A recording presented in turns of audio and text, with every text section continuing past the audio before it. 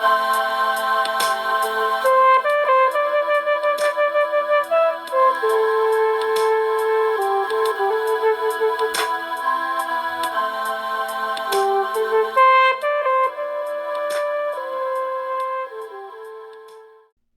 are we?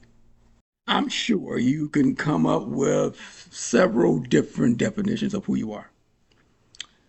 But I think the more profound question is, who does God say we are? Because I believe if we see ourselves as God sees us, it will help us focus on our purpose. The Bible tells us that we are the salt of the earth.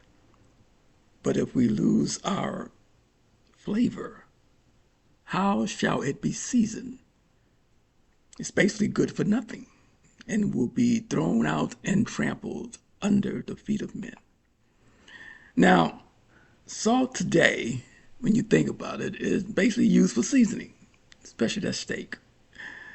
But back then, salt was used as currency. It was also used to season the very bland food of the time, but it was also used as a preservative.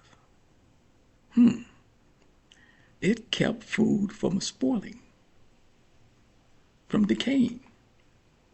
So if salt was used as a preservative, then God uses us to preserve the family. You may be the only Jesus people see, especially at your job or at your school. And since families are decaying, marriages are decaying, young people are decaying, we can be the peacemaker within our families and our co-workers. But if salt loses its flavor, how shall it be seasoned? Back then, salt would lose its flavor, its potency, when it was mixed with other elements. So we lose our saltiness when we mix our godly lives with worldly actions. How effective are we for our families and our friends and co-workers who know that we're Christians, but see us drunk, cursing, acting ungodly? You see, as Christians, we should be mindful of how powerful our words are.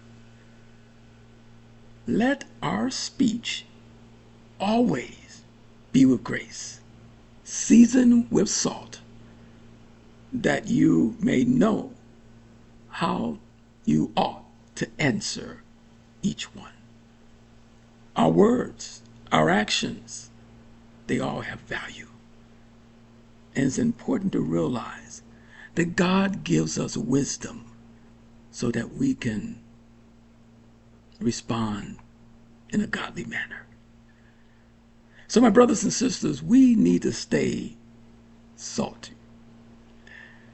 And next week, we will look at our other identity, light. So y'all be blessed.